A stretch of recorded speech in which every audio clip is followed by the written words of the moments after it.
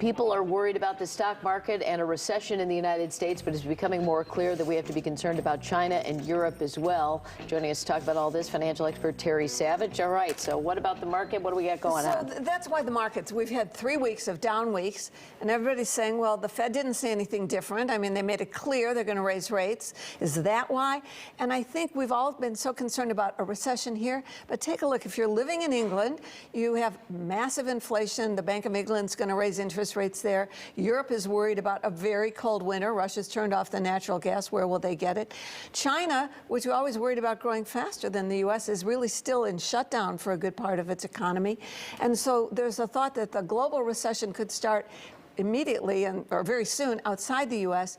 and drag down our economy with it. And that's what's got the stock market so iffy these days. In terms of a recession, though, how much of an indicator is the stock market for whether or not we're in a recession? The stock market is an indicator of public sentiment. You know, if you have a recession, companies don't have earnings, stocks are valued based on their future earnings, and there's a concern about that. So the stock market is it's not a cause of a recession, but it's a pretty good barometer of the sentiment about the future of the economy. Gotcha. All right, let's get to some viewer questions. This person says, I am a co-signer on a student loan, and as of now, there is about $18,000 owed on that student loan.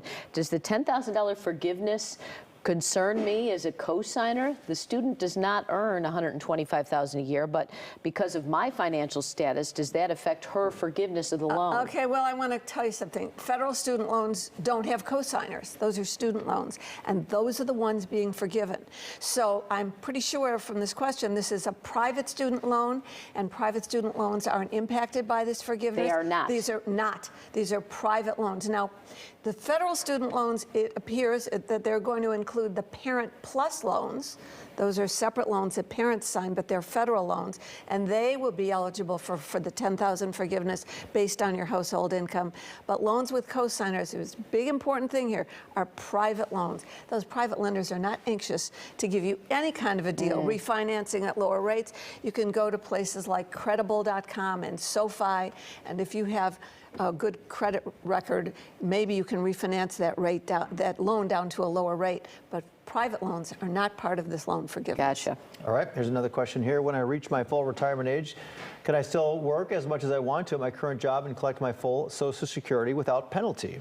Yes, there's something people get confused about is if you retire before your full retirement age, which is now creeping up to around 67, there's an earnings penalty. And if you collect Social Security early, they will take away $1 of your benefit for every $2 you earn. So it's really silly if you're still working to collect Social Security while you're working. In fact, the year before you turn your full retirement age, they reduce it $1 for every $3 you earn. But that's not the critical. And after, by the way, age 70, you can't, after full retirement age, you can earn as much as you want. But at some point, 85% of that Social Security check may be taxed. It's added on to your ordinary income from your work, and if your income is over $25,000 on a single return or $32,000 on a joint return, they start taxing your Social Security benefits. I know that was the original promise, was they wouldn't be taxed, but now up to 85% of your benefit check can be taxed if your income is above those levels. Gotcha. All right. This person says, I was planning on waiting until next year when I turn 70 to take my Social Security. I've heard that the cost of living this January could be as high as 10.4%. When the COLA is higher than the 8% you get each year for waiting to collect Social Security, do you get the COLA rate? I don't even know what this person's talking about. What is a COLA rate? The cost of living increase lately for Social Security last year was over 9%. This year, even though inflation's coming down a bit, it looks like it could be 10% or more. I asked this very question of Social Security guru Lawrence Kotlikoff, and I asked it 3 times. I said, this can't be right, but yes, you get the 8% increase for waiting every year up until age 70. The best thing to do if you're still working or you can have other money, don't take Social Security till you're 70. You get an 8% increase automatically in your base check. But yes, there's going to be a cost of living increase too, and you get both of those if you wait till age 70, because that cost of living increase is factored in to your base check along with the 8% increase. I know this, half the world out there is saying, Social Security, that's my mother, my grandmother kind of a thing. But your Social Security decisions are hugely important.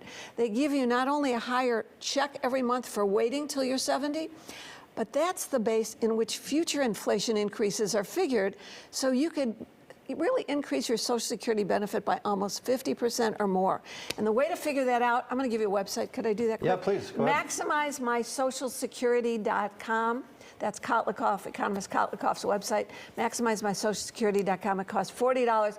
It could save you, it could make you an additional thousands every year. All right. Good advice. Terry, always good to see you. Thank you so wait, much. one more. Do we have one more I was question told to here? wrap. Do we have time for one more question? Here it is. I have a regular. Okay, here I have a regular Chase credit card. I was short of my payment for the month by 40 cents.